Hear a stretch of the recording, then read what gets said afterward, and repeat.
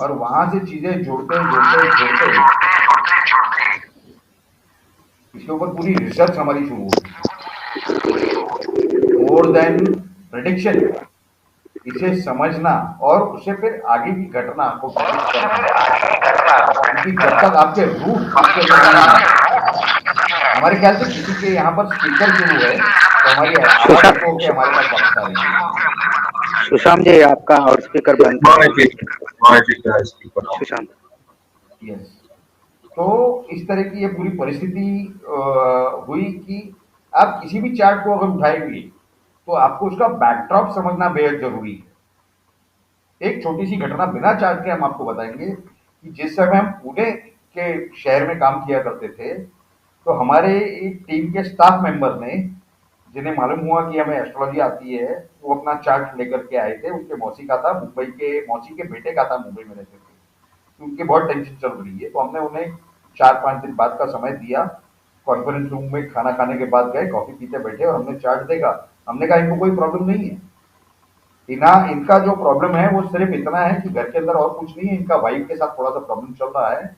और हम आपको जानकारी देते हैं, आप उन्हें बताइएगा नहीं, वरना वो टेंशन में आएंगे कि इस दिन के आसपास एक आध दिन आगे पीछे इनकी वाइफ घर छोड़ करके जाने वाली है।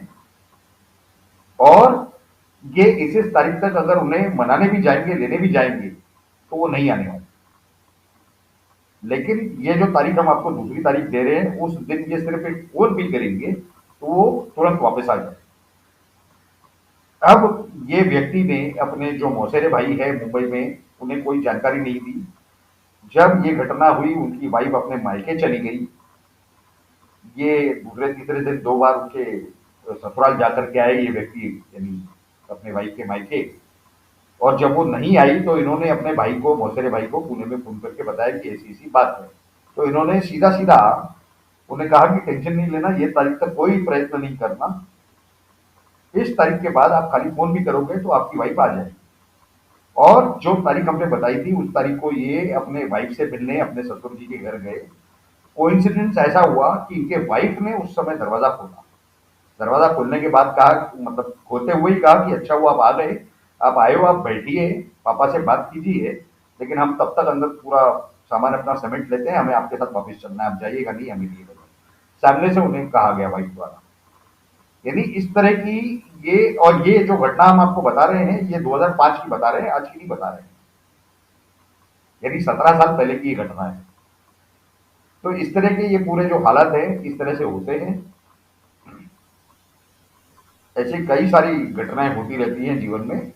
एक और चार्ट हम आपके सामने रखेंगे, शेयर करने करेंगे आपके साथ। सर सर मेरे 2 कन्फ्यूजन्स हैं यहाँ पर। जी। सर हमने जैसे अभी चार्ट एनालाइज किया, तो इट मीन्स कि हम जो है ट्रांजिट को खुद से चेक करेंगे, मतलब हमारे पास ऐसा कोई लॉजिक नहीं है कि इस प्लैनेट का हमें ट्रांजिट या उसका देखना है। हम स्टडी है ना, करते जाएंगे है ना, जहाँ है नहीं, नहीं, है ना, लॉजिक है ना। आप पहले तो ये देखिए कि दशा लॉर्ड कहाँ पर बैठा है, क्या कमिटमेंट है दशा लॉर्ड की तरफ से, पॉजिटिव है कि नेगेटिव है। आप ये सब चीज़ों को लेके चलोगे, आप मैक्सिमम पहले दशा लॉर्ड को चेक करोगे। और पूरी दशा वैसे तो नहीं होती, मान लीजिए कि किसी का दशा लॉर्ड जो है, महादशा स्वामी, ये अगर शादी के लिए फेवरेबल है, तो मान लीजिए कि 16 साल की गुरु की महादशा और वो फेवरेबल है, तो 16 साल तो इंसान शादियां नहीं करता बैठता। जी उसमें फिर सेकंड हाउस या केपी में जैसे है कि 7th हाउस 11th हाउस तीनों एक्टिवेट होते हैं, उस समय उसका विवाह होता है। सही बात है। जी सर। तो उस तरह से ये तीनों प्लेनेट की आपने मूवमेंट चेक करनी है। मान लीजिए कि कोई घटना जब भी होती हो, जिस भी समय होती हो, उसका आप पहले तो बैक में जाकर के आप चेक करेंगे कि ये जो घटना हुई ये कब हुई, कैसे हुई। सही बात है। उस समय के क्या दशा अंतरदशा थे, प्रत्यंतर थे, और उसी समय ट्रांजिट मूवमेंट क्या थी। जब आपको एक करेक्ट मिलेगा, वेरीफाई होगा, तो आप सामने सामने जो है आगे जो प्रेडिक्शन है वो दे पाएंगे। अगर आपको नजर आएगा कि नहीं ये चार्ट में कुछ गड़बड़ है, तो आप बीटीआर के लिए जाएंगे, बर्थ टाइम रेक्टिफिकेशन के लिए। सही बात है। जी सर। तो ये चीजें होती है। तो सर जैसे हम लोग मतलब मैं पर्सनली केपी नहीं करती, मुझे मतलब इतना आइडिया नहीं है, तो मैं भी ये इसी जैसे आपने बताया है ऐसे ढूंढ पाऊंगी? बिल्कुल ढूंढ पाओगे, उसकी भी हम आपको जानकारी देंगे। अच्छा हुआ आपने हमें याद दिलाया। हमने पूरे भारत में कई जगह इसका अनुभव लिया कि कहीं पर ऑनलाइन कोर्सेज चल रहे हैं, कहीं प्रैक्टिकली कोर्सेज सिखाए जा रहे हैं, लेकिन कहीं पर भी कोई लॉजिकल या एक ये रिजल्ट ओरिएंटेड सिस्टम नहीं बनाया गया है या बताया जा रहा है। हर जगह पर दशा, भुक्ति और अंतरा, यानी दशा, अंतरदशा और प्रत्यंतर, वहां तक जा करके छोड़ दिया जाता है कि इसके अंदर ये इवेंट होगा, लेकिन वो उस दिन होगा या उसके एक आध दिन आगे पीछे, इतना प्रिसिशन कहीं नहीं बताया जाता। और हमने जी। इसी वजह से, सिर्फ इसी रीजन से हमने क्या किया है कि हमने इसकी ये एक जो कह सकते हैं कि न्यू कमर्स हो या जिन्हें थोड़ा बहुत आता है लेकिन सीखने की इच्छा है जिन्हें, तो उनके लिए हमने सर आज का टॉपिक भी यही है ना वर्कशॉप का, timing of events. Timing of events, तो उसी के लिए हमने हाँ एक छोटा सा कोर्स डिवाइस किया जो आपको सिर्फ 2 ही मिनट आपके दूंगा मैं, कि हमने देखिए बेसिक जो है ना, basic Vedic astrology, basic KP astrology, advance KP astrology, roles of planets, nakshatras, houses, rashi, zodiac science, alignment with BNN Navtara Jyotish Paddhati, horoscope reading कैसे की जाती है, दशा अंतरदशा उसका role, transits of planets, methods of analysis, methods of prediction, timing of events, KP astrology, prashna chart, casting and reading, KP astronumerology, timing of events, exact and accurate timing of events, यानी precision, day time identification calculations, remedial measures, remedial solutions जो already चल रहे हैं, astro health, astro healing, astro vastu, methods of predictions, remedial options, consideration of planets, nakshatras, houses, and rashis, zodiac signs in remedial measures, remedies via astro vastu, remedies via astro health और astro healing, remedies designing, यानी जहां पर हम कम पढ़ते हैं वो सबसे important ये बात है कि रेमेडीज डिजाइनिंग ये beginner students as well as astrologers के लिए, सबके लिए एक रिफ्रेश, किसी के लिए रिफ्रेशर कोर्स होगा, किसके लिए स्टार्ट से लर्निंग का कोर्स हो सकता है, और कम से come every Saturday and Sunday 1.5 घंटा, यानी संडे के दिन आफ्टरनून में हो सकता है, सैटरडे के दिन रात में हो सकता है। और हमने उसकी कॉस्ट भी जो है ना वो एकदम मिनिमल रखी है कि 15,000 रुपए महीने के हों, और इस तरह से हमने ये डिजाइन किया है जानबूझ के, क्योंकि कहीं 80,000 रुपए, कहीं लाख रुपए लोगों की तरफ से चार्ज किए जा रहे हैं and without any result oriented thing. इसके सिवा हमने ये जो भी 24 सेशन होंगे इसके अंदर कुछ प्रैक्टिस सेशन होंगे, लेकिन इसके सिवा हमारे तरफ से 10 प्रैक्टिस सेशन और कम से कम 6 महीने या साल भर के लिए हमारा सपोर्ट रहेगा।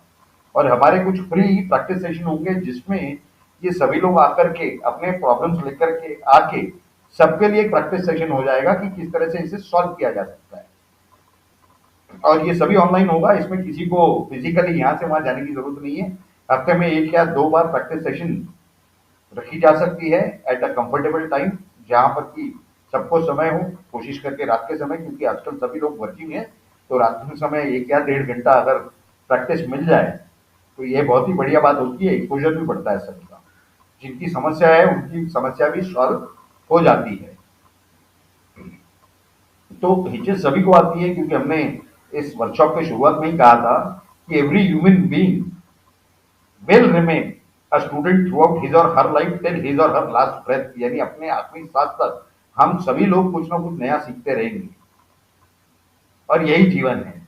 जिस दिन हम ये मान लें कि हमें सब कुछ आ गया और हमें सब कुछ प्राप्त है, तो फिर हमें मनुष्य के जीवन की आवश्यकता ही नहीं है, फिर तो हम खुद परमात्मा परमेश्वर बन जाएंगे। तो इस तरह की ये परिस्थिति है। तो एक और हम आपके सामने चार्ट रखेंगे, आप लोग तो यहाँ पर हो, आपको ये जो जानकारी हमने रखी इसमें जिसको भी इंटरेस्ट हो ज्वाइन करने के लिए वो तो वेलकम है, लेकिन अगर आपको आपके नज़र में ऐसे कोई लोग हों जो इंटरेस्टेड हैं ऐसे कोर्सेज में या इस तरह के वर्कशॉप में, वो उन्हें भी आप ये इन्फॉर्मेशन शेयर कर सकते हैं। और अगर कोई सीखना चाहे तो ज़रूर वेलकम है, क्योंकि हमने टाइमिंग भी जानबूझ के इस तरह के रखे हैं कि लोग उसमें समय दे पाए। आजकल जो ट्रेंड चल रही है, कहीं कहीं 800 रुपए में वर्कशॉप है, कहीं 500 में वर्कशॉप है, कहीं 1000 में वर्कशॉप है, कहीं कोई भृगु नंदी नाड़ी का ये वर्कशॉप कर रहा है, कहीं किसी और तरीके के वर्कशॉप हो रहे हैं, कई सारे तरीके के हैं। लेकिन सर वो आपको वर्कशॉप तो आज उधर ये भी एक चालू हुआ है, लेकिन अभी तक जो इसका मेन टॉपिक है वो शुरू नहीं हुआ है। वही एक और चार्ट हम आपके वर्कशॉप तो सामने ये रख भी रहे रखा हैं। हुआ है, 2 दिन का है।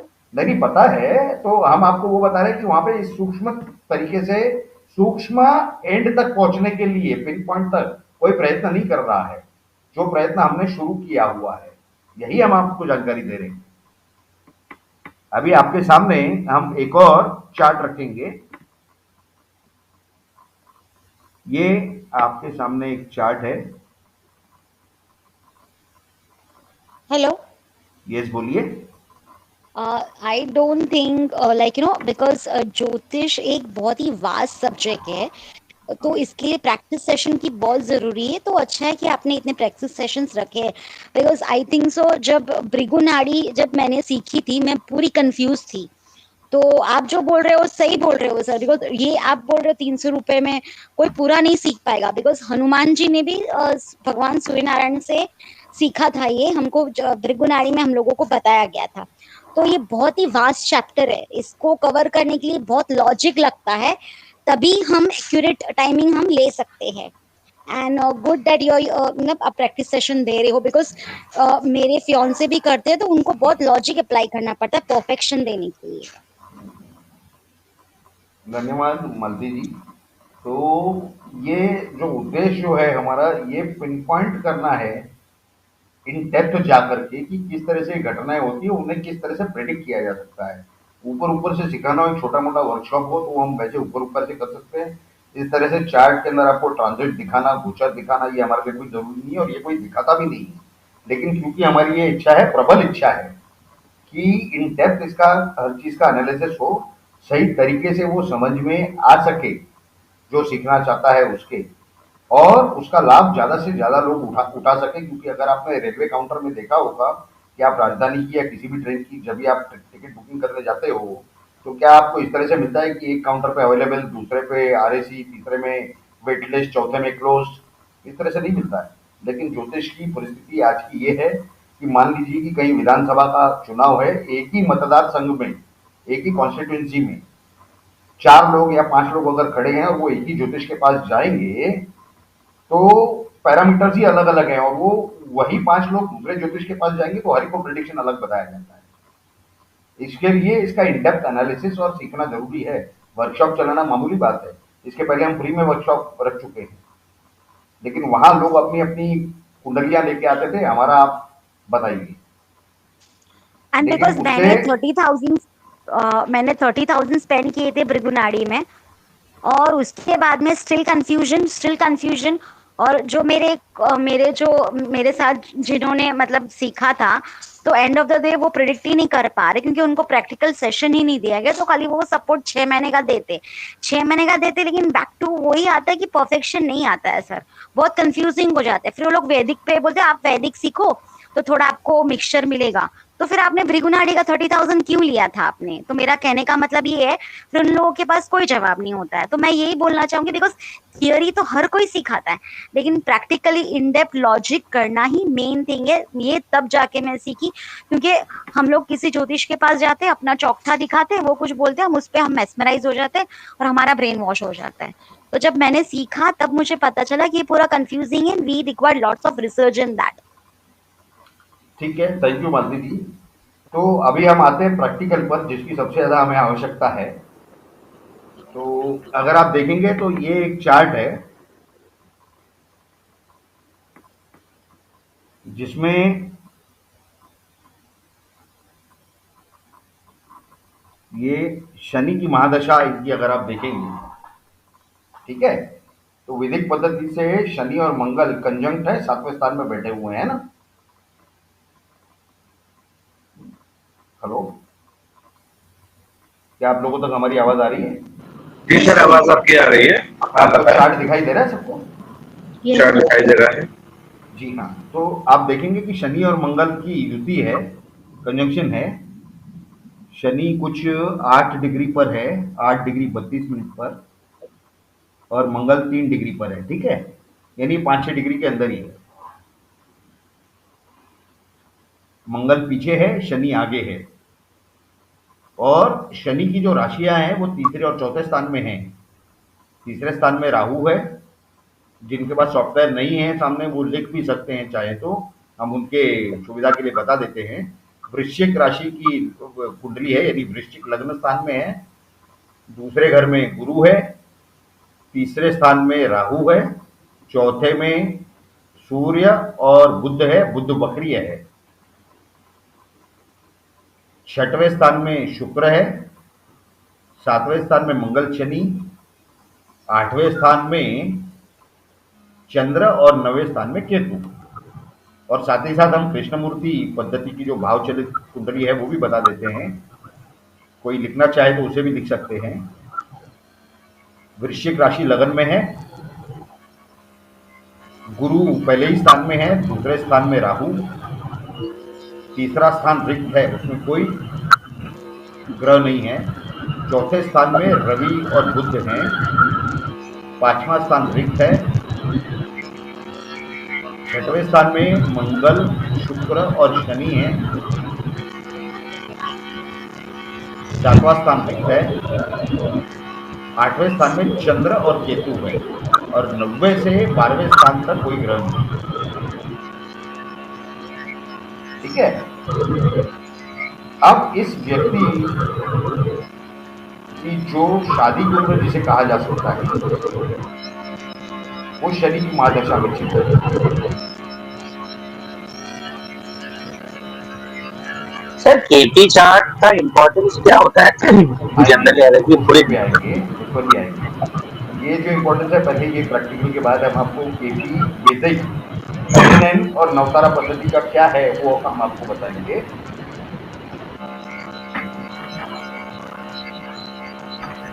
ठीक है। अब ये जो शनि की महादशा जो चल रही थी, तो शनि की महादशा तीसरी है, बराबर। जन्म से अगर आप देखेंगे दशा तो राहु, गुरु, उसके बाद शनि, सही है। सही है। अब आपको शॉर्ट में, मतलब इस पे डिटेल में तो फिर चर्चा होगी, लेकिन जो नवतारा पद्धति है उसमें जो तीसरे नक्षत्र की जब महादशा चलती है तो उसे विपद कहा गया है, डेंजर। ठीक है।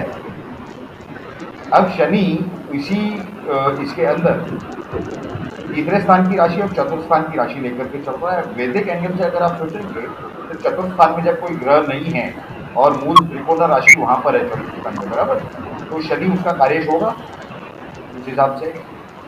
और शनि की दृष्टि 10वें स्थान पर है वैदिक के हिसाब से, 7वें स्थान से 10वें स्थान पर शनि की दृष्टि पड़ रही है।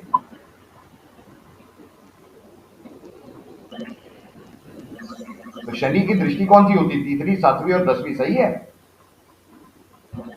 वैदिक एस्ट्रोलॉजी के हिसाब से केतु के ऊपर भी दृष्टि पड़ रही है शनि की। बोलिए। 8वीं भी होती है ना शनि की? नहीं, शनि की दृष्टि 8वीं नहीं होती, मंगल की 8वीं होती है। तो शनि से सप्तम में बैठ के दशम को कैसे देख रहा है? आपने कहा दशम को देख रहा है। दशम को नहीं, दशम दृष्टि उसकी चतुर्थ स्थान पर पड़ रही है। दशम दृष्टि चतुर्थ पे पड़ रही है, बिल्कुल पड़ रही है, बराबर है। तो इस हिसाब से शनि क्योंकि सप्तम स्थान में है तो एक तरह से शादी के लिए कार्यश माना जाएगा, कुछ ना कुछ एक्टिविटी होगी शादी से रिलेटेड, ऐसा वैदिक एस्ट्रोलॉजी से एक्सपेक्ट किया जा सकता है। लेकिन क्योंकि ये कंजंक्ट है मंगल के साथ, तो कहीं ना कहीं कुछ ना कुछ डिस्टेबलाइजेशन जरूर होगी। सही बात है, नेचुरल कारकत्व को देखते हुए। ठीक है, ठीक है ना। अभी आप दूसरे एंगल से अगर वैदिक से सोचेंगे तो और कौन सा ग्रह है जिसके, यानी जिसके भुक्ति के तहत, जिसके भुक्ति के समय में इस व्यक्ति का विवाह हो सकता है? या तो शुक्र या मंगल।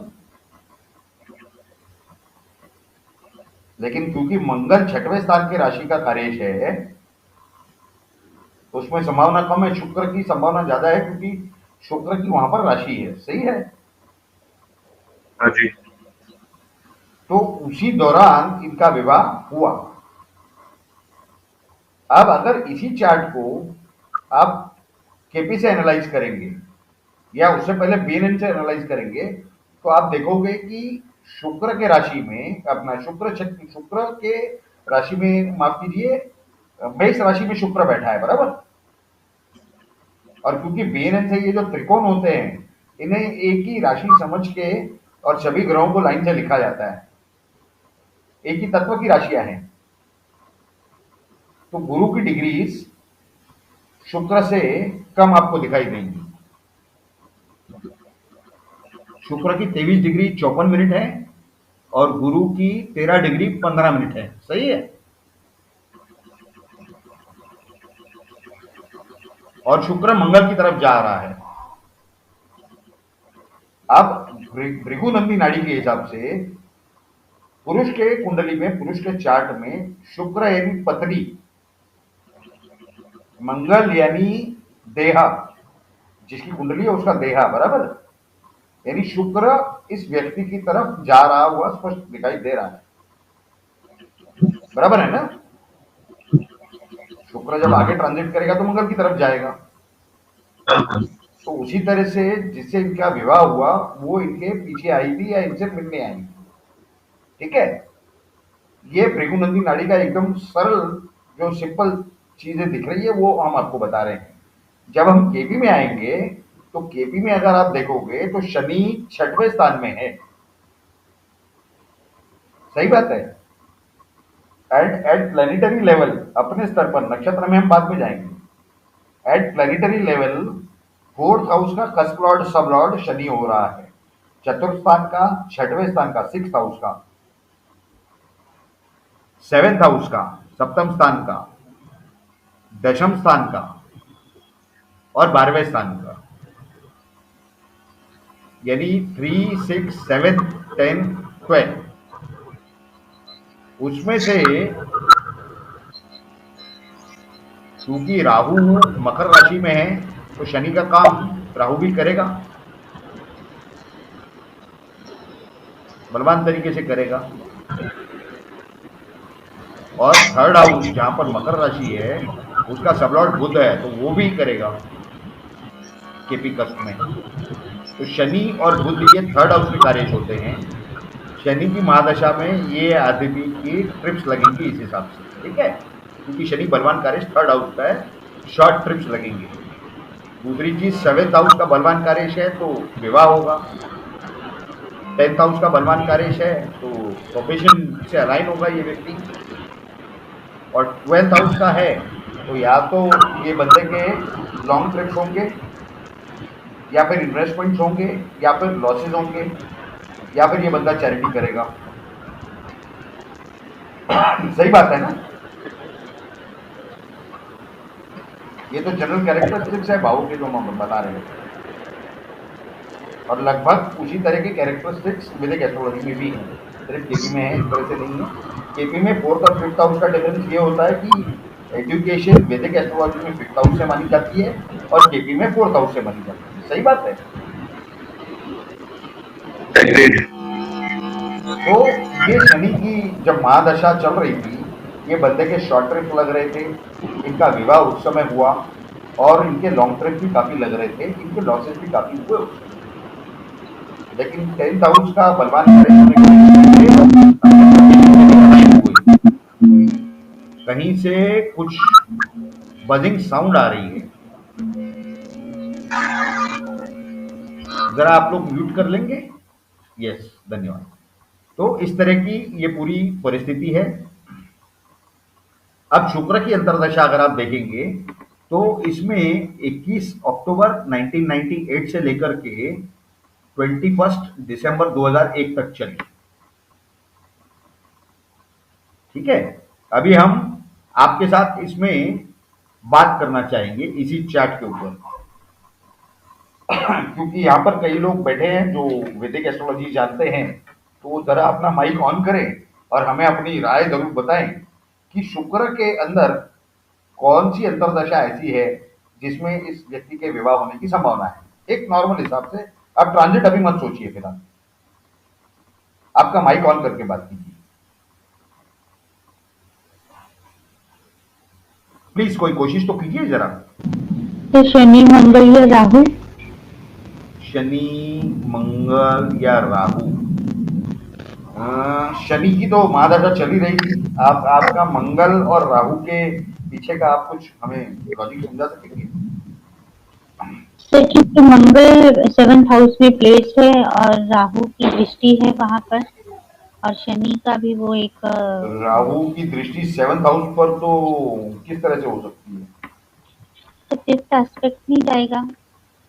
देखिए, राहु को कारकत्व के हिसाब से या उसके जो दृष्टि के हिसाब से 7th जी उसको शनि माना गया है। जी तो शनि दृष्टि देता है 3rd house, 7th house and 10th house. 10th house को। तो जो दिशा शनि के लिए नॉर्मल है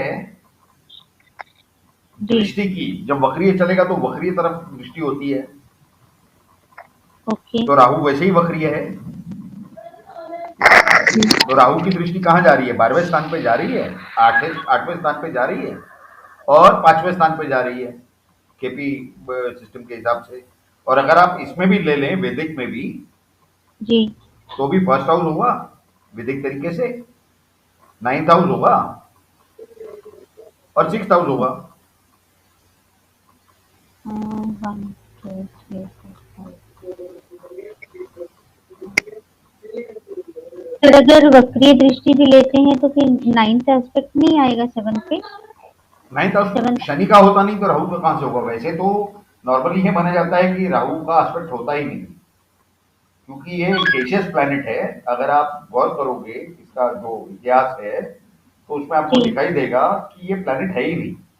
ये ऐसे पॉइंट्स है, अगर आप अल्मानैक या एफिमेरिस उठाओगे या पंचांग, तो आपको दिखाई देगा कि जहां जहां रवि को ग्रहण लगता है, सूर्य को, जी वो पॉइंट राहु होता है, वो मूव करता रहता है। और उसके ऑपोजिट वाला पॉइंट केतु होता है, जहां पर चंद्र को ग्रहण लगता है।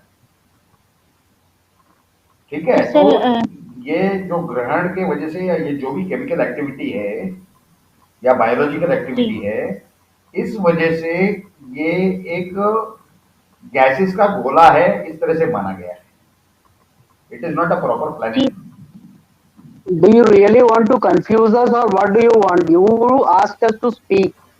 या जब तो आई उन्होंने एम बोला आस्किंग तो फॉर आपने राहु की मैं दृष्टियों का ही आपने एक मना कर दिया। नहीं, राहु की दृष्टि होती ही मानी ही नहीं जाती है। आपको उसका नहीं, कारण हम वैदिक के समझा अंदर रहे हैं पढ़ाया कि क्या जाता है। है ना कि राहु की 5वीं और 9वीं दृष्टि होती है, हर ग्रह की 7वीं दृष्टि होती है। अब आप उस बात को कैसे डिनाई कर रहे हैं? अभी आ रहे हैं ना हम उस बात पर। नहीं तो उस बेसिक्स पढ़ाएंगे अब आप हमारे को फिर? अरे भाई, आप कंफ्यूज करना चाहते हैं, क्या चाहते हैं आप? आपको हम जो टाइमिंग बता रहे हैं, टाइमिंग ऑफ इवेंट का टॉपिक था वर्कशॉप का, टाइमिंग ऑफ इवेंट उससे का ही। टोटली डिविएट होके आप पता नहीं किस डायरेक्शन में लेके जा रहे हैं। नहीं, timing of what event he do हम यू आपको समझा एक्चुअली रहे हैं। वांटेड, ये किसी को नहीं समझ में आया अभी तक। टाइमिंग ऑफ इवेंट पर ही जा रहे हैं, लेकिन क्योंकि इन्होंने अपना ओपिनियन बताया तो उसके ऊपर हम खुलासा कर रहे थे कि इसमें क्या लॉजिक अप्लाई हो रहा है।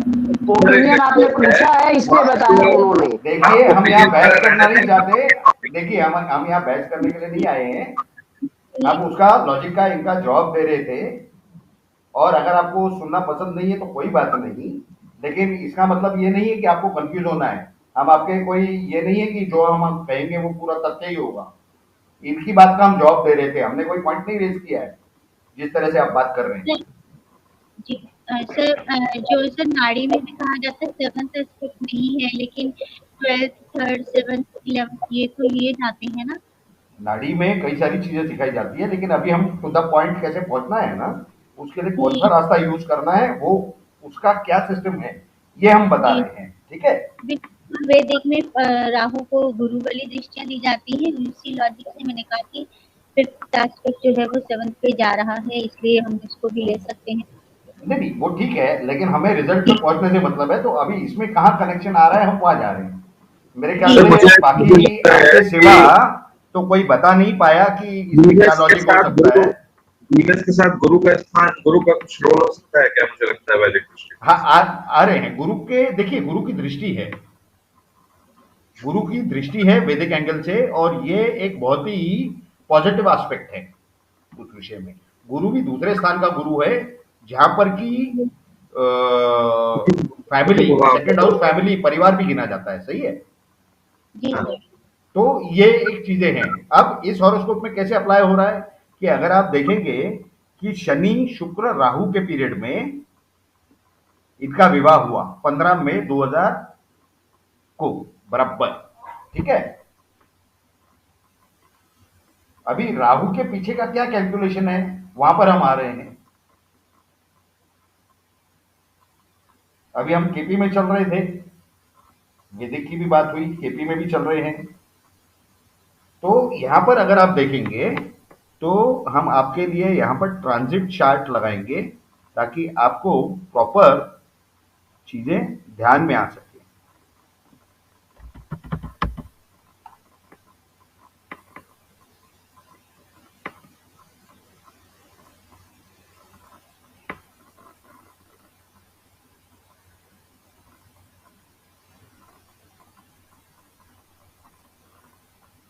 अब हम आपके सामने एफिमेरिस रखेंगे, ट्रांजिट रखेंगे, ठीक है।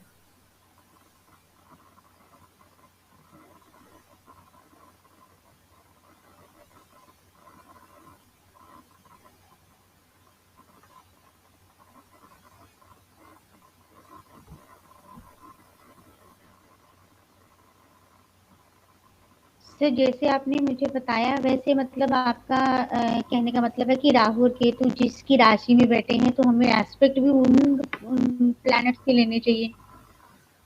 नहीं, देखिए हमने आपको जो बताई ना, हमने जो ज्योतिष पढ़ा वैदिक, और उसमें जो हमें सिखाया गया वो ये सिखाया गया है कि राहु के जो गुण होते हैं वो शनि के होते हैं जनरली किसी भी राशि में बैठे तो, और केतु के जो होते हैं वो मंगल के गुण होते हैं, ऐसे होते हैं। जी सर। राइट। ये जनरल बात है, इसमें कोई हम ये नहीं कह रहे कि ये राशि में है इस वजह से, उस राशि में है उस वजह से, ऐसे नहीं। लेकिन जो भी रहो, आप मान लीजिए मंगल जिस दिशा में जा रहा है उसी दिशा में चौथे स्थान पर एस्पेक्ट कर रहा है ना जी। तो राहु जिस दिशा में चलेगा उसी दिशा में वो एस्पेक्ट गिना जाएगा ना। ठीक है। नहीं सर मेरा मतलब है कि जैसे शनि का एस्पेक्ट है 3, 7, 10 तो मतलब उस तरह से लेना चाहिए राहु का भी। देखिए अगर हम वैदिक में अगर हमें उससे अनुभव मिल रहा है, एक्सपीरियंस मिल रहा है कि इसका एस्पेक्ट है, नॉर्मली हम जो कर रहे हैं, हम आपको जो तरीके बता रहे हैं उसमें ये सब चीज हम इंक्लूड नहीं कर रहे हैं। हमारे अनुभव के हिसाब से राहु के या केतु के एस्पेक्ट्स नहीं है। वैदिक एस्ट्रोलॉजी में नहीं है ऐसा हमारा कहना नहीं है।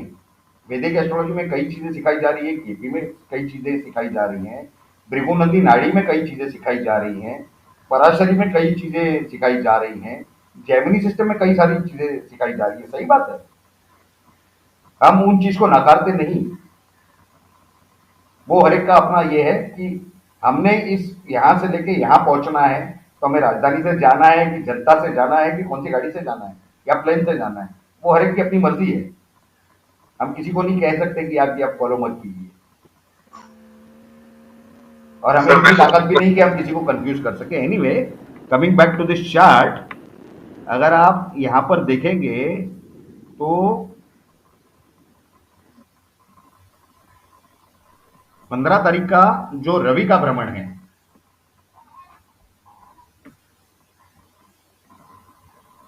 आप सबको ये दिखाई दे रहा है ट्रांजिट एफिमेरिस? जी हाँ, ट्रांजिट का चार्ट आ रहा है। यस। अभी इसमें अगर आप देखेंगे तो रवि जो है सुबह के यानी 14 तारीख के रात को 12:00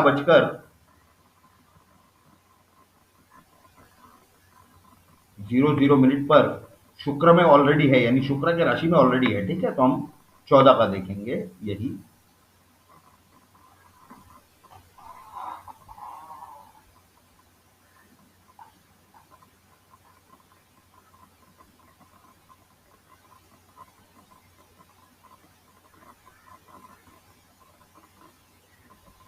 अभी यहां पर भी आप देखेंगे कि शुक्र के राशि में, शुक्र की कौन सी राशि? वृषभ राशि, जो सप्तम स्थान में है इस चार्ट में। सही है, अगर आपको याद है तो वृषभ राशि है उस चार्ट में सप्तम स्थान में। Yes sir. हाँ, तो रात सुबह को 11:50 के आसपास करीब करीब रवि का प्रवेश शुक्र के राशि में हो रहा है। रवि का नक्षत्र राहु का सबलॉर्ड है और शनि का सब सबलॉर्ड है, ठीक है। आप ये लिख के रखिए, अगर आप नोट कर पा रहे हैं तो 14 तारीख को सुबह 11:50 को राहु का प्रवेश हो रहा है, रवि का प्रवेश हो रहा है वृषभ राशि में शुक्र के। सूर्य का नक्षत्र, राहु का उप नक्षत्र और शनि का उप नक्षत्र, ठीक है। अब यहां पर ये आप 15 तारीख, ये 14 तारीख का खुल रहा है शायद,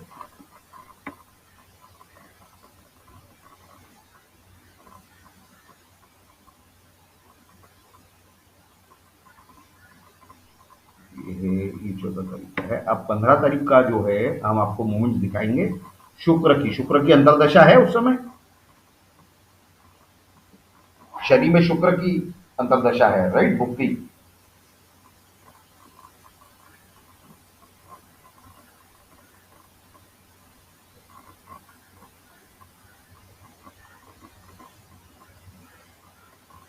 आप देखिए 15 तारीख के सुबह को 00 आवर्स, आप डिग्रीज नोट कर लीजिए, सबसे महत्वपूर्ण।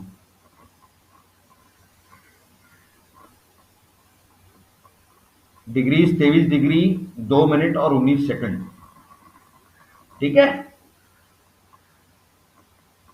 हेलो, जी सर। और रात में 11:59 पे 24 डिग्री 16 मिनट और 4 सेकंड है।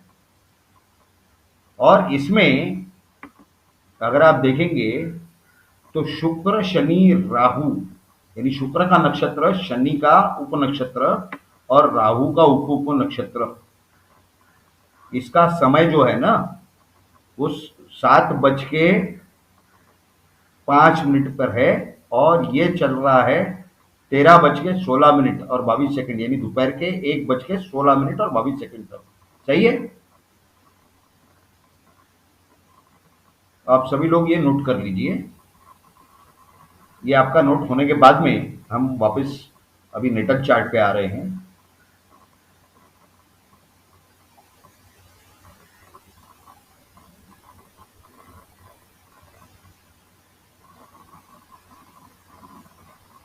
अभी यहाँ पर आप अगर नेटल चार्ट को देखेंगे तो आपके ध्यान में आ जाएगा, आपने ये जो डिग्रीज लिखी थी,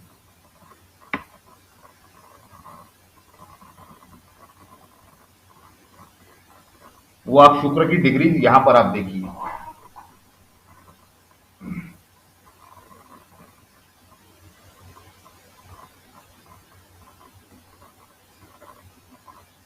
क्या आपको दिखाई दे रहा है क्या?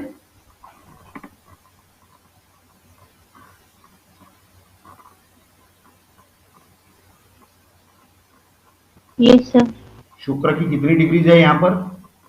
23 डिग्री 54 मिनट और 52 सेकंड। क्या उस दिन ये दोपहर को समय वीनस का ट्रांजिट हो रहा था?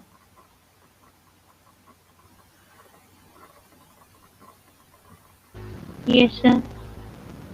तो जो गोचर ट्रांजिट है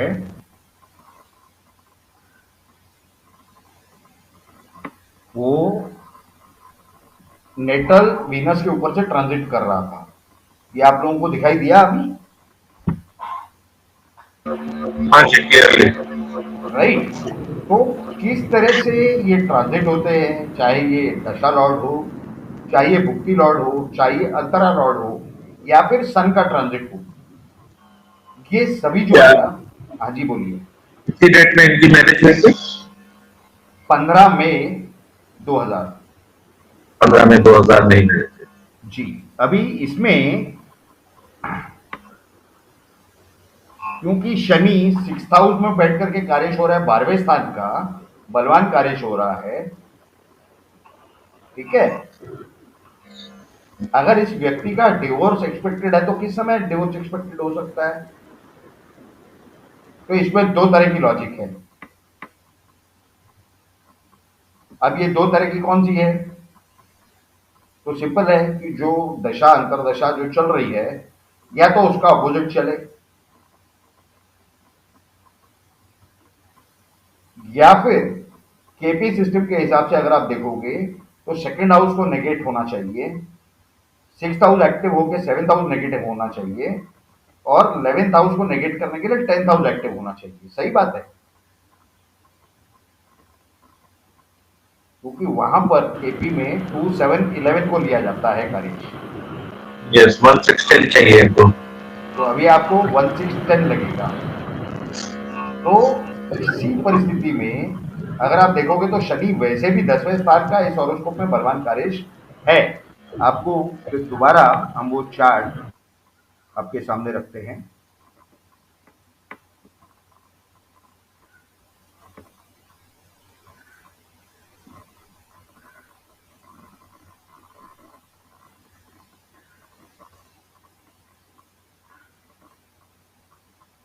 शनि वहां पर सूर्य के नक्षत्र में है, आपको दिखाई दे रहा है सबको?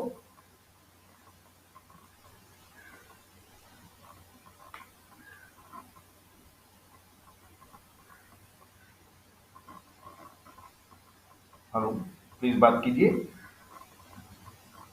मुकेश जी बोलिए।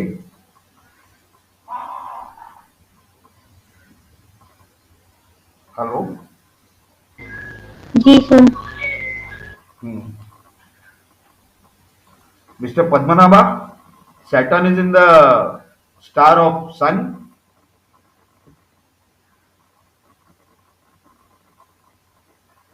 हेलो। ये हाँ, तो शनि मंगल के भी गुण लेकर के बैठा है, और मंगल कहां पर है? मंगल भी रवि के नक्षत्र में है। मंगल सूर्य के नक्षत्र में है। सबसे फ्लॉड है। मंगल का स्टार लॉर्ड आप देखिए, मार्स का स्टार लॉर्ड कौन हो रहा है? सन हो रहा है। सूर्य। जी सर। तो अगर शनि भी मंगल के क्वालिटीज लेकर के बैठा है तो कहीं ना कहीं इफेक्ट्स उसके होंगे, तो 10th हाउस एक्टिवेट होगा। तो इसी कॉम्बिनेशन में, यानी दोबारा शनि राहु शुक्र में, यानी 11 जून 2007 से लेके 1/12/2007 में इस व्यक्ति का डिवोर्स हुआ।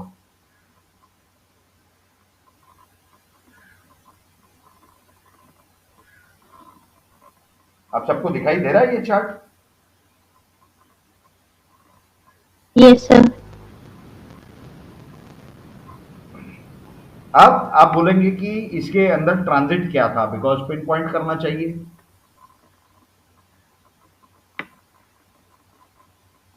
आज का विषय टाइमिंग का ही है ना, टाइमिंग ऑफ इवेंट्स।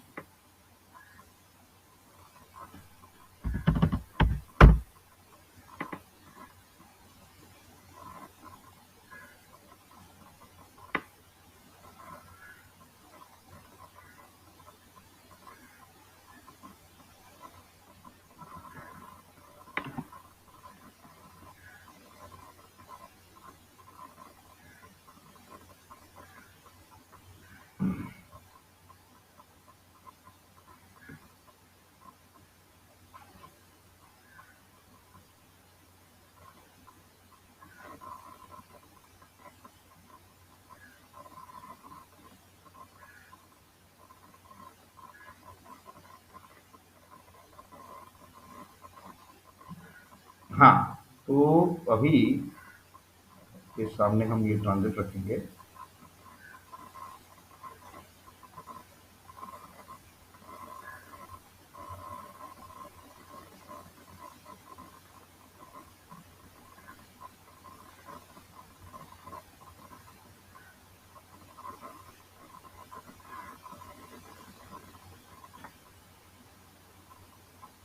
आप सभी को ये एफिमेरिस दिखाई दे रहा है?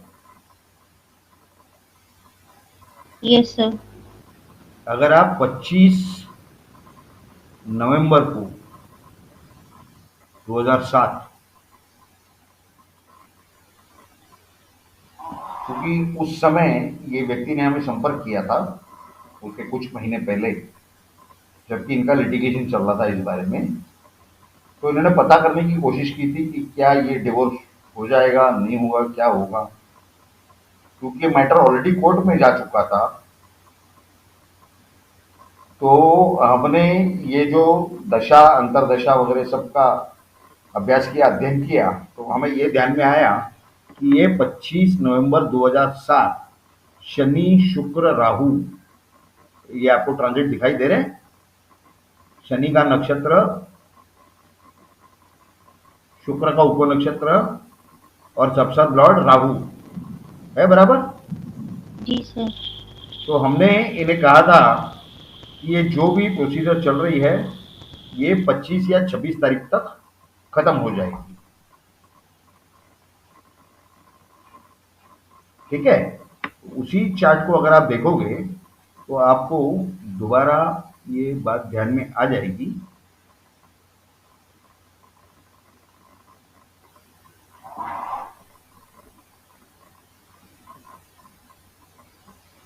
कि किस तरह से सूक्ष्म में जाकर के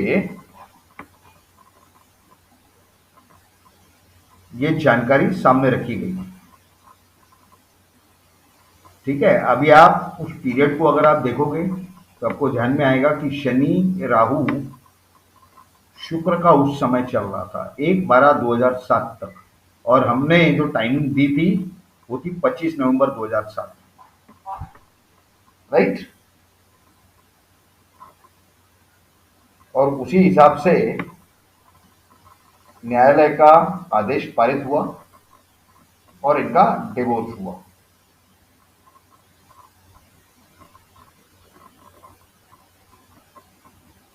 any queries on this chart?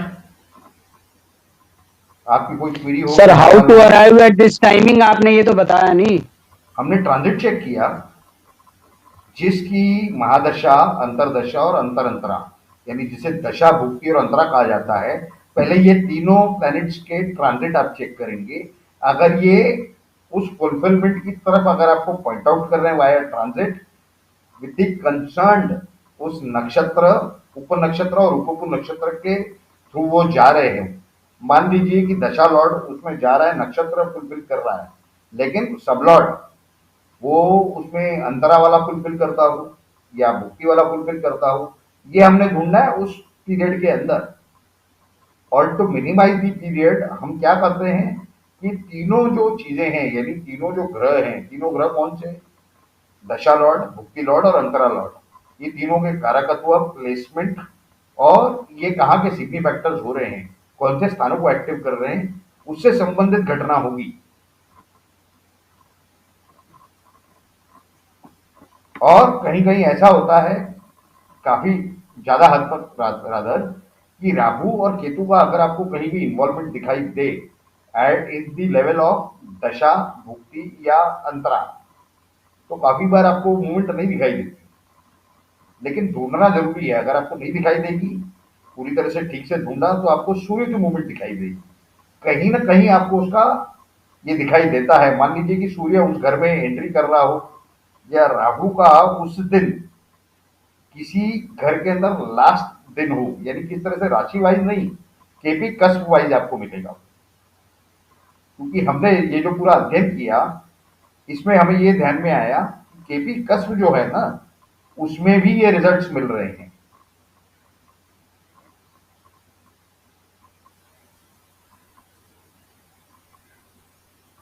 Rahu की अंतरदशा हो और आपको राहु का मूवमेंट समझ में नहीं आ रहा, जिसकी महादशा लॉर्ड है, भुक्ति राहु की है, और वो रिजल्ट दिखाई दे रहे हैं, लेकिन उसको कहाँ वो कनेक्ट हो रहा है।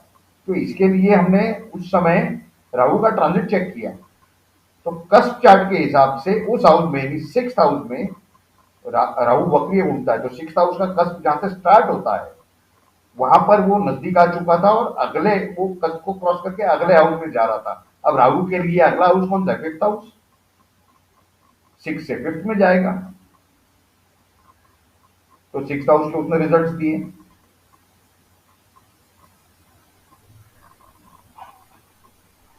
तो क्या आपको समझ में आ रहा है हम क्या कह रहे हैं? किसी के कुछ क्वेरीज हैं इस चार्ट के बारे में?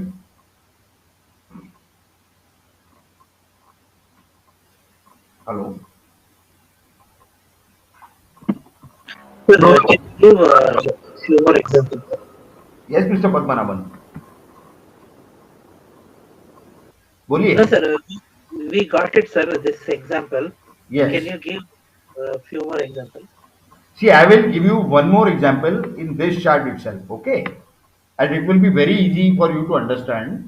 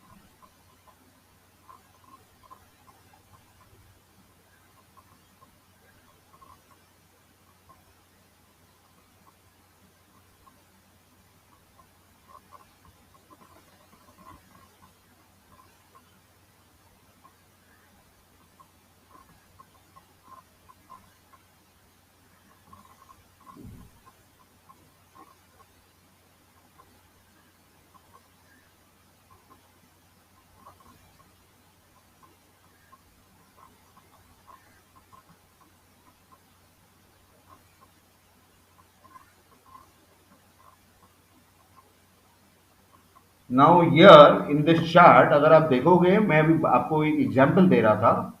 आप 6th हाउस का जो कस्प है, यानी 6th हाउस की जहां से शुरुआत हो रही है केपी कस्प के हिसाब से, वो आप लिख लीजिए 22 degrees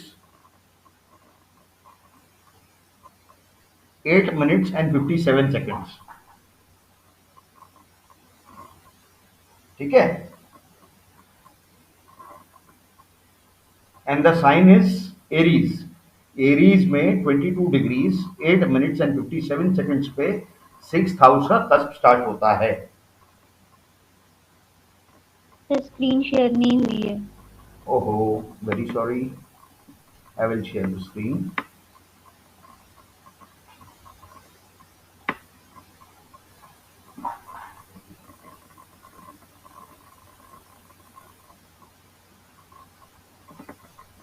Now screen is visible? Yes, sir. Yes. Now the Aries cusp 22 degrees 8 minutes and 57 seconds. 6th house, correct?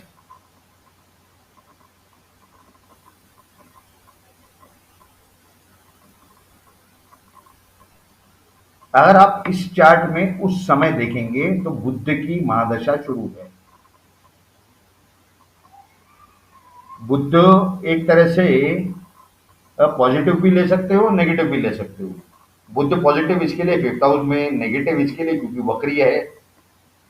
सूर्य और बुध में बड़ा अंतर है। सूर्य 8 डिग्री 51 सेकंड पर है, 8 degree 51 seconds, and Mercury is at 22 degrees, तो लगभग 13 डिग्री के आसपास का फर्क है, थोड़ा सा ज्यादा। अब बुध जो है वो डेबिलिटेड है। सबसे बड़ी बात, अपनी नीच स्थान में है। 12वीं राशि वैदिक पद्धति के हिसाब से नीच स्थान माना जाता है बुध का। एम आई राइट? Yes, sir. राइट। या तो लेकिन नीचा भंग योगा करके वैदिक पद्धति में एक बात सिखाई गई है। नीचा भंग योग क्या है कि जो डिस्पोजिटर है बुध का, वो अगर बुध के केंद्र में आ जाए या उसकी दृष्टि हो उस बुध पर, तो नीचा भंग हो जाता है। सही बात है? Yes, sir. तो यहां पर अगर आप देखोगे राशि चार्ट में, वैदिक लग्न कुंडली में 2nd हाउस में जुपिटर है और 5th हाउस में बुध है, तो क्या नीचा भंग योग हुआ या नहीं हुआ?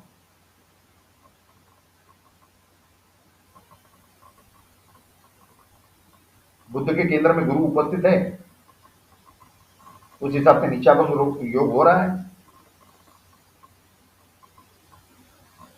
ठीक है।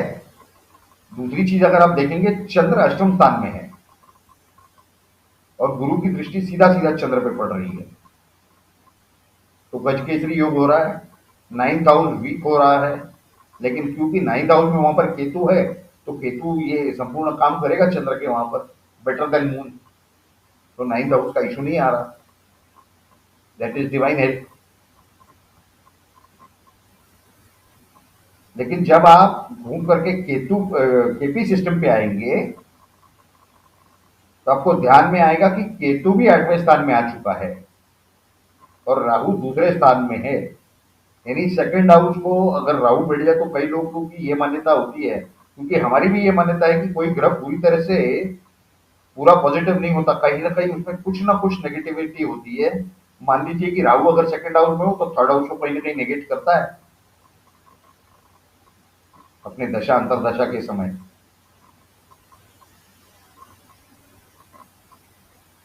तो ये व्यक्ति की बुध की महादशा के दौरान बुध खुद के नक्षत्र में है और चंद्र का उपनक्षत्र है,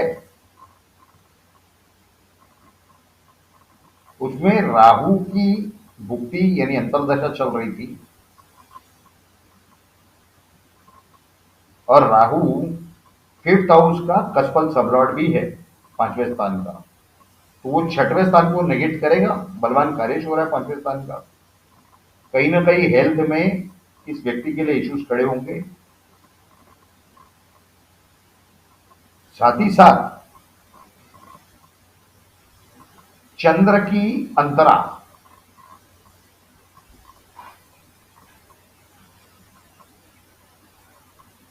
माफ कीजिए, चंद्र की अंतरा नहीं, सूर्य की अंतरा के दौरान ये घटना है। लेकिन मेन हमारा विषय है राहु का, क्योंकि राहु से हमें नहीं मालूम पड़ता। हमने आपको जो बताया कि राहु और केतु के मूवमेंट से हमें, या राहु का जो इन्वॉल्वमेंट हो दशा भुक्ति अंतरा में, वहां पर ज्यादा क्लियर इंडिकेशन नहीं मिलती ट्रांजिट से। तो अगर आप ये पूरे चार्ट का पूरा ट्रांजिट अगर आप चेक करेंगे, जहां पर भी राहु की अंतरदशा चल रही है, वो अनक्लियर मिलेगा आपको, बहुत ही कम इंडिकेशन मिलती है ऐसे पीरियड्स के या सब पीरियड्स के अंदर। तो ये 2022 में सितंबर में एक घटना हुई और उस दिन आपको हम बता दें, आपके साथ हम शेयर करेंगे।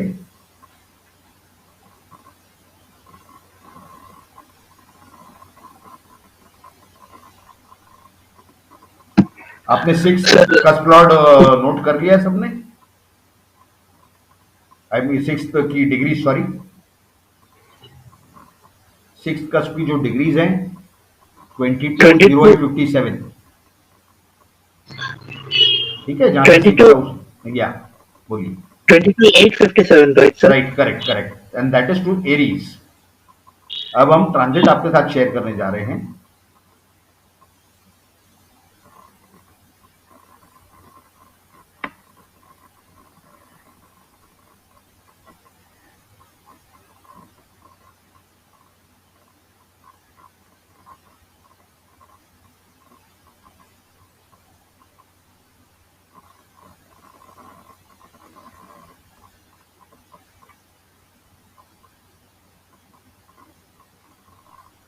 ये दिखाई दे रहा है आपको? 2022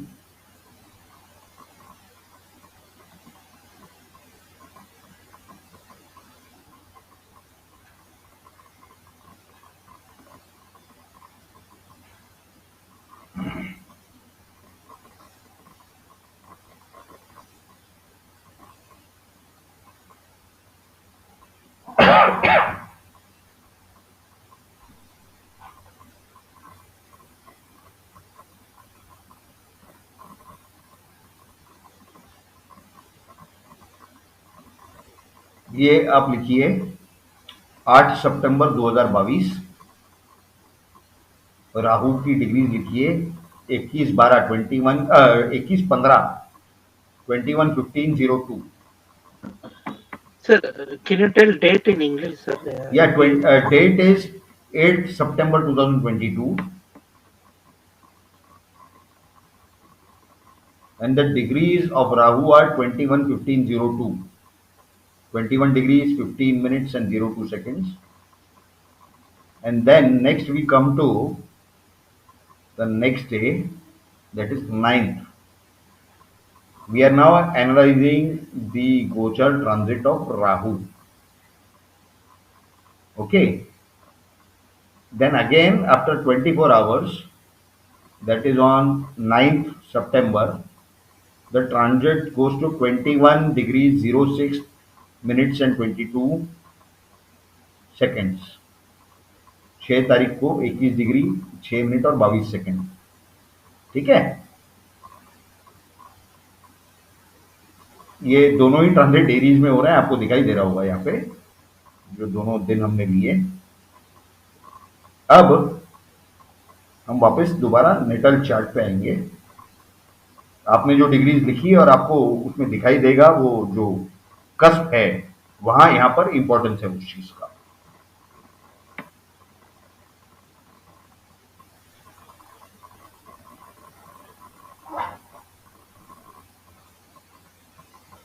प्लीज मैच द डिग्रीज. क्या आपको समझ में आ रहा है कि उसी दिन कस्प क्रॉस हुआ है?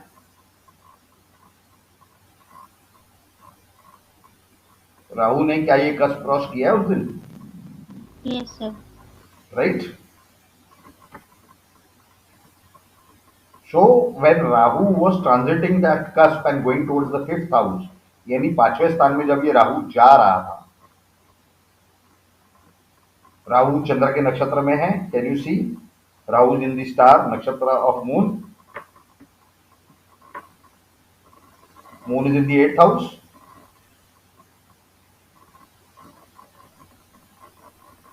So this person lost his mother at that time.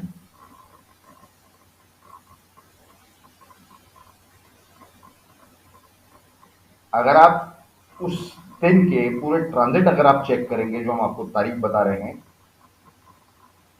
7th का इंसिडेंट है. 8th was the last day when Rahu was in that, मतलब 8 तारीख की आखिरी दिन था राहु का उस कष्ट में रहने का. उसी दिन कष्ट चेंज हो रहा था. तो 7th she is expired. That is the last 24 hours of Rahu transiting the cusp, before passing the cusp.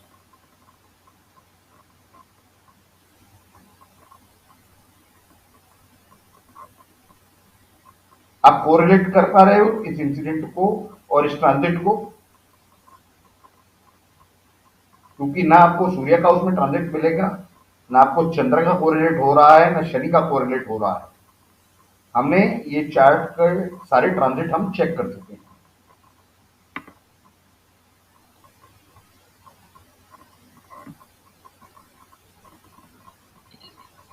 Sir, they tell on the day of the event, Right. Saturn, Sun and the Moon will also indicate the Rahu's Antardasha was going on. Right? So when we check the movement of Sun, we check the movement of Mercury, we check the movement of other planets, including Sun. That is not giving anything. These are normal things. But because Rahu is very difficult to give out things, mistake planet माना जाता है उसे ज्योतिष में, चाहे वैदिक हो, चाहे केपी हो, चाहे बीएनएन हो, चाहे जो उसकी शाखा हो, उसमें इसे मिस्टिक प्लैनेट माना गया है. कोई मिस्टीरियस कहता है, कोई मिस्टिक कहता है. ये अनप्रेडिक्टेबल है बेसिकली.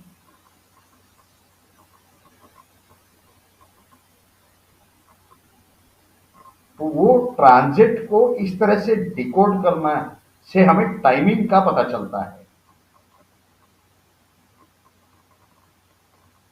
तो जब कोई ट्रांजिट नहीं मिलते हो तो इस तरह के भी ट्रांजिट मिलते हैं.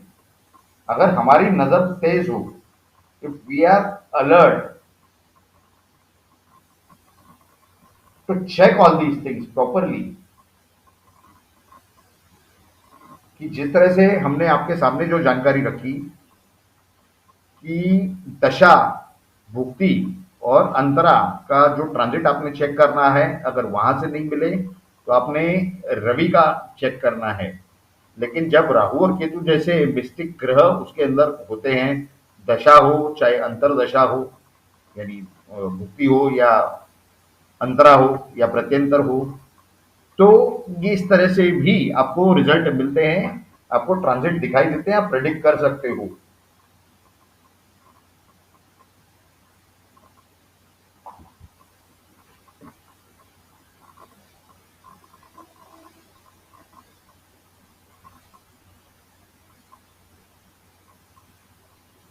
Any queries?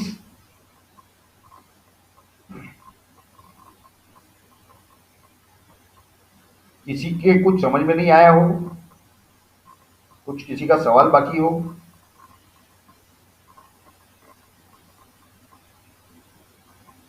हेलो?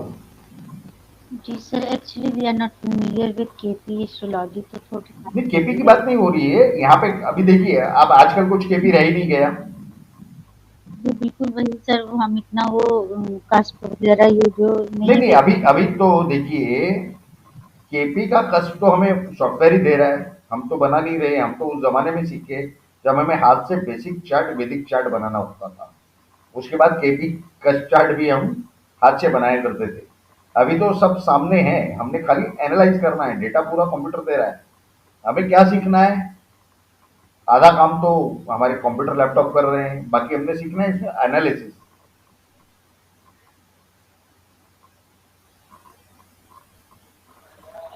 सर मुझे ये लगता है कि जो आपका पूरा जो पैकेज है ना उसको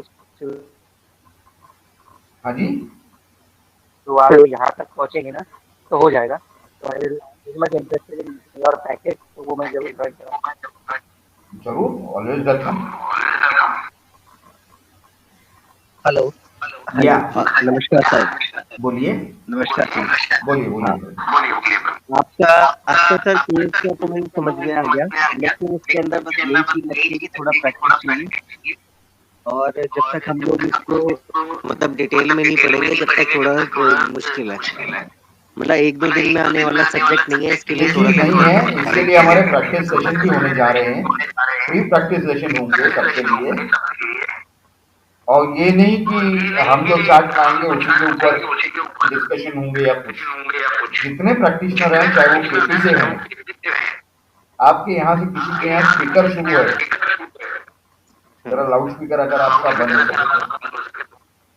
मेरे ख्याल से अरुण जी आपके यहाँ से हैं। सर आपकी क्लास बहुत अच्छी थी और आपने बहुत अच्छी तरह से एक्सप्लेन किया जी। Wonderful, hats off to you. नहीं सर, हमने तो सिर्फ अपना कर्तव्य किया है। नहीं, कर्तव्य किया है आपने, लेकिन आपका एक्सप्लेनेशन बहुत ही अच्छा था, बहुत अच्छा, excellent.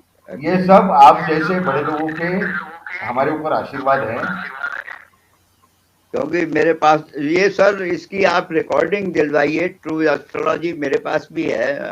I do KP most of the time जी। एंड आपने जो उसका ट्रांजिट का किया है और आप वहां तक पहुंचे जहां तक पहुंचना चाहिए, वो आपने बहुत अच्छा बताया। जी। एक्चुअली में सर आपने काफी पिन पॉइंट किया हुआ है, क्योंकि मैंने भी कई जगह से सीखा, लेकिन वो लोगों ने कभी इस चीज को नहीं बताया। मेरे ख्याल से प्रवीण जी, अगर आपको याद आता होगा, पिछले 15-20 दिनों में आपने भी कोई इंसिडेंट इसी तरह के एनालाइज किए थे, जिसके ऊपर आपने हमारे से चर्चा की थी। हाँ जी, मेरे ब्रदर इन लॉ का ऑपरेशन था सर। और उसके ऊपर हमने आपको कहा था कि प्रश्न कुंडली से तो काफी चीजें सेफ दिखाई दे रही हैं, नेटल चार्ट से भी, लेकिन ये जब घटनाएं हुई तो आप सिर्फ ट्रांजिट को एनालाइज कीजिए और हमें बताइए। जी सर, आपने वो एनालाइज किया था। हाँ जी, उनका एक हाउस में मार्स था और जो ट्रांजिट मार्स का था सेम डिग्री पे था, और 8th हाउस एक्टिवेट था, उसी टाइम इसका ऑपरेशन का एग्जीक्यूट हुआ। तो अरुण जी आपका आउटस्पीकर बंद कीजिए। अरुण जी। हाँ मैं कर रहा हूँ साहब, मैं यही कह रहा हूँ, मार्स और केतु जो है ये ऑपरेशन कराते हैं, केतु भी कराता है। बिल्कुल। तो ये अपने जिस रिलेटिव की बात बता रहे हैं, उस रिलेटिव के वाइफ की डिलीवरी हुई थी जी और उस दिन उस व्यक्ति को एक एक्सीडेंट भी नहीं कहा जाना चाहिए, वो वहां खड़े खड़े गिर गए, सर पर चोट लगी थी, लेकिन भारी चोट नहीं थी और अंदरूनी कोई चोट मिली नहीं, क्योंकि उनका एमआरआई किया, सब स्कैन वगैरह किया और कोई चोट नहीं मिली। 1 महीने के बाद उनके सर में थोड़ा सा प्रॉब्लम होने लगा और उन्होंने जब डॉक्टर के पास गए, सब टेस्ट वगैरह करवाए तो मालूम पड़ा कि इनकी सर्जरी करनी पड़ेगी और उनकी ब्रेन की सर्जरी की गई। और उसी रात में, क्योंकि उस समय यूएस में जब दिन था तो यहाँ रात थी, इनको इनके रिश्तेदारों के कॉल आने लगे और इन्होंने वो चीज चेक की।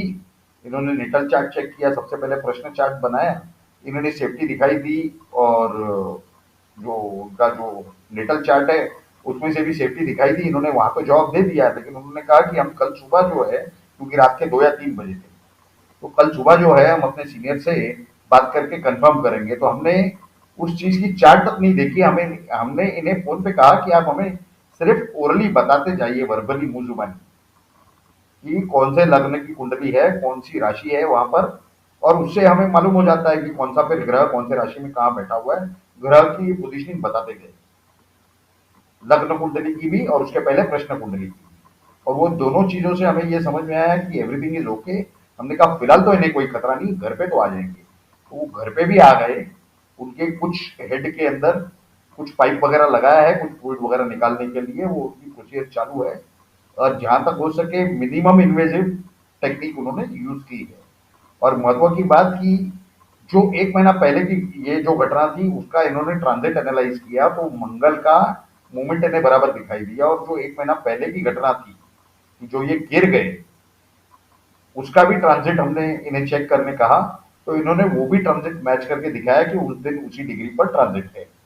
तो कहने का मतलब ये है कि ये कहीं ना कहीं हमारी खुद की जो एनालिसिस है, या जो कहिए कि हम कर नहीं पाते, बस उसमें हम किसी को दोषी नहीं मानते, दोष देना भी नहीं चाहते, लेकिन इंपॉर्टेंट ये है कि हम थोड़ा सा कहीं ना कहीं खुद ही इस सब चीजों से प्रोत्साहित होकर के इसमें थोड़ा सा कहीं ना कहीं R&D करें, कुछ थोड़ा सा अध्ययन करें, थोड़ा सा ऑब्जर्वेशन अपनी बढ़ाएं, ताकि हम उस एंड रिजल्ट तक पहुंच पाए। यही सबसे बड़ा कंक्लूजन है।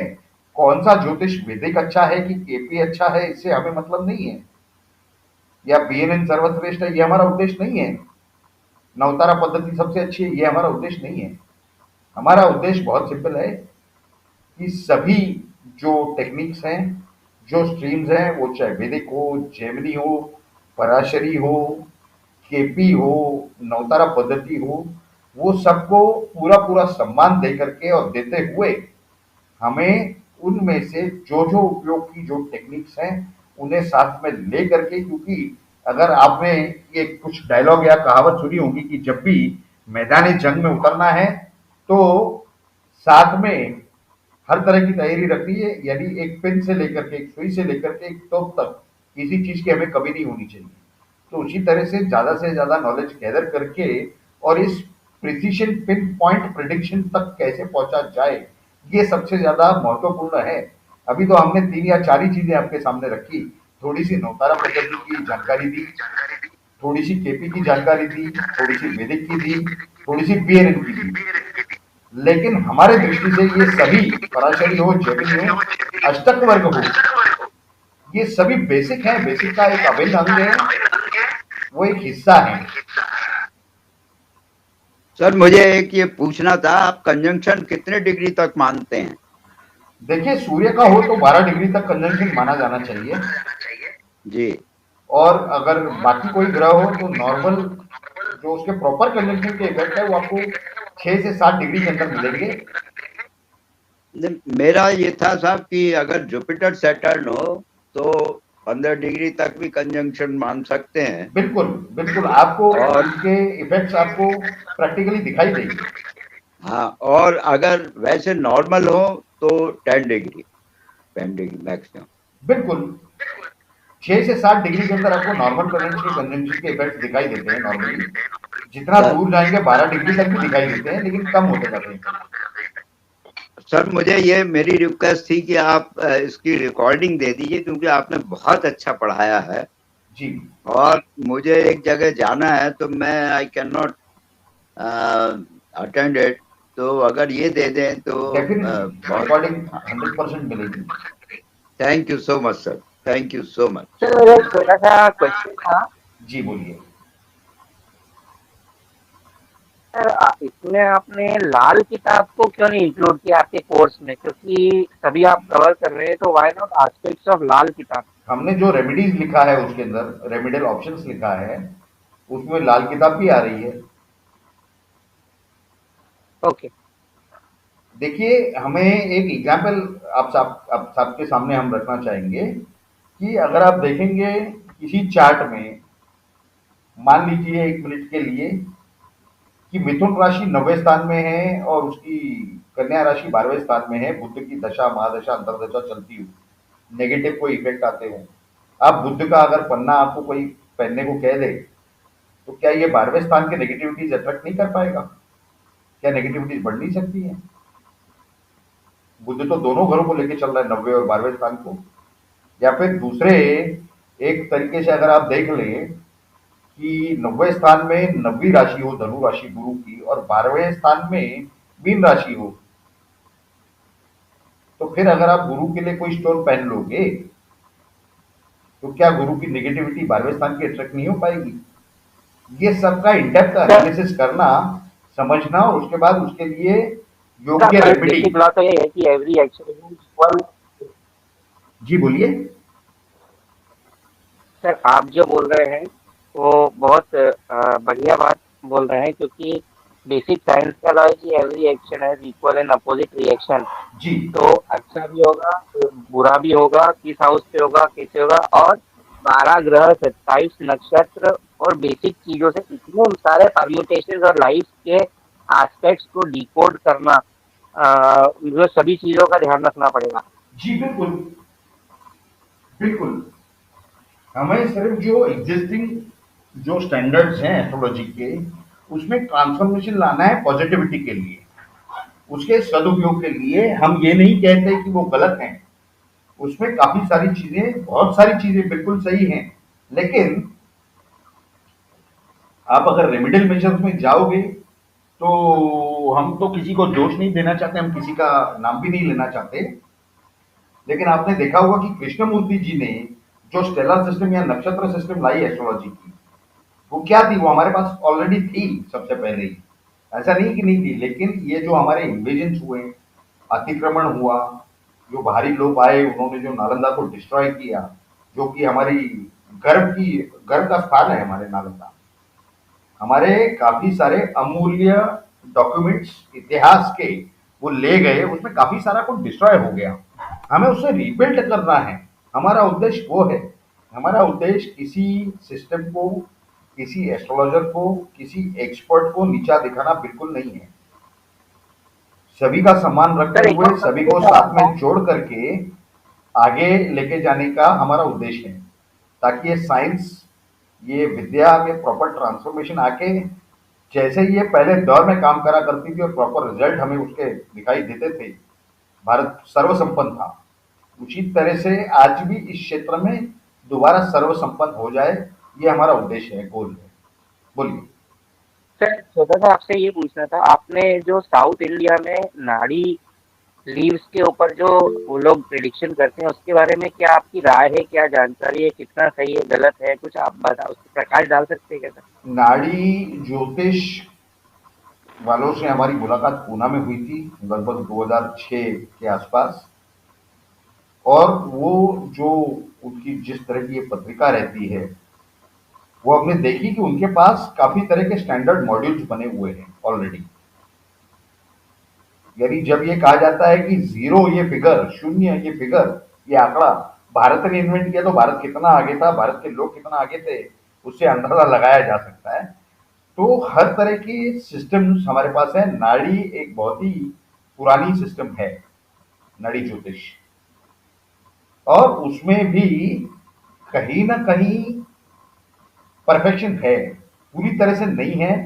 क्योंकि क्या हुआ, हमने जो आपको बताया कि जिस तरह से प्रहार हुए हमारे लिटरेचर पर भारत के, हम एक स्वाभिमानी भारतीय यानी सेल्फ रिस्पेक्टिंग इंडियन है, कि देश के बारे में हमें गर्व है। तो ऐसे देश के लिए हम चाहते हैं कि दोबारा ये जो ऑकल्ट साइंसेज हैं, ये इस स्तर पर आ जाएं, इस लेवल पर आ जाएं कि इसमें अच्छा ट्रांसफॉर्मेशन, पॉजिटिव ट्रांसफॉर्मेशन के लिए जो कोशिश, जो प्रयास हैं, जो प्रयत्न हैं, वो सभी लोग मिलकर के करें और इसे वापस उस लेवल पर ला करके रखें। उस ज्योतिष का सर मैं उस सम्मान उस नाड़ी तरीके से एस्ट्रोलॉजी करें। की बात कर रहा हूँ, जी, उस नाड़ी एस्ट्रोलॉजी नाड़ी पद्धति की बात कर रहा हूँ जिसमें ताम्र पत्तों पे प्रेडिक्शंस पहले से लिखे हुए हैं और वो थंब इम्प्रेशंस के द्वारा उसको डिकोड करते हैं उनकी लाइब्रेरी में से। उस पद्धति के विषय में कुछ जानकारी है क्या सर? जी हाँ, है ना, वही हमने आपको बताया। उसमें भी अगर आप देखेंगे, नाड़ी में आप जो वैदिक सिस्टम की जिस तरह से कुंडली बनती है, उसी तरीके की कुंडली वहां पर आपको मिलेगी। और ये जो जनरल टाइप्स के जो प्रेडिक्शंस हैं, ये उसमें किए हुए हैं, कई कई तो अचूक हैं। यानी ये इंसान के इस वर्ष में ये होगा, ये तक कहीं कहीं लिखा गया है किसी किसी प्लेसमेंट के हिसाब से। सर मेरा इसमें एक्सपीरियंस है जी, मेरा एक नाड़ी वाले में जो पत्रों पे लिखा हुआ है उसमें आपका प्रेजेंट तो बिल्कुल ठीक बताते हैं कि ये आपके फादर का नाम है, ये मदर का नाम है, ये इतने बच्चे होंगे, ये वाइफ होंगी, ये नाम है। लेकिन जो प्रेडिक्शन है उनका आगे का फ्यूचर का, वो बहुत ही जनरलाइज्ड है। एंड आई हैव फाउंड, मैंने 8-10 ऐसे थंब इम्प्रेशन दिए हैं जी, एंड आई हैव फाउंड कि वो they were not up to the mark.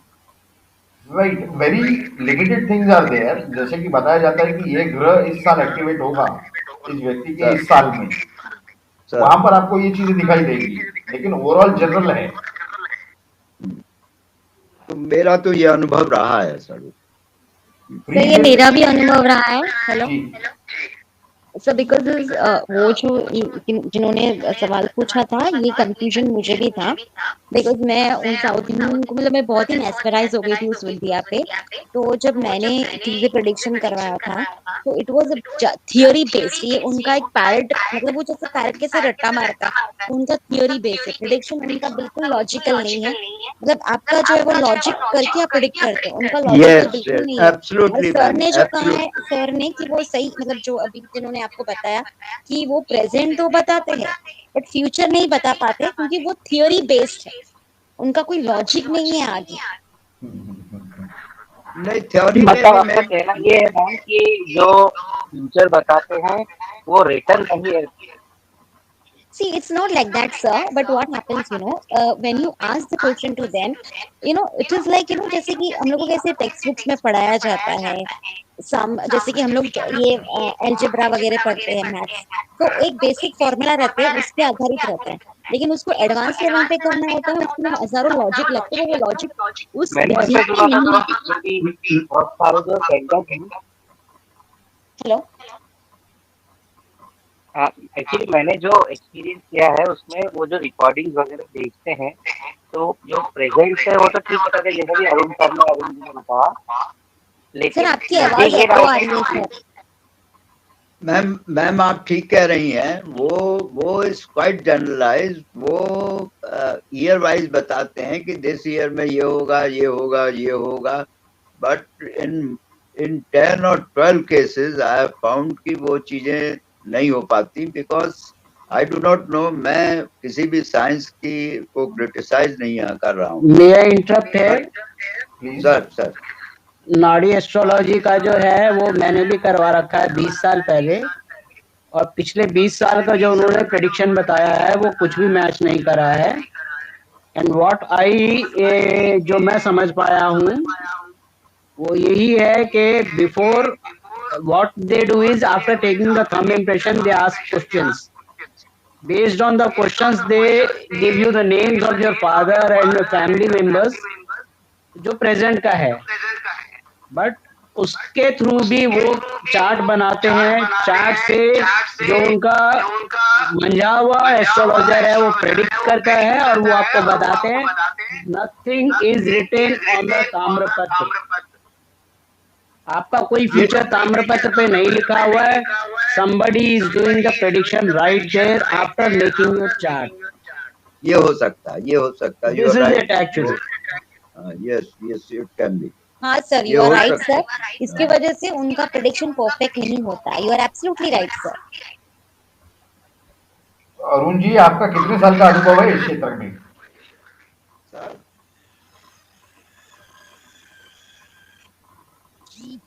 Arun ji, Arun Kumar ji, sir sir बताइए। आपका कितने साल का अनुभव है इस क्षेत्र में?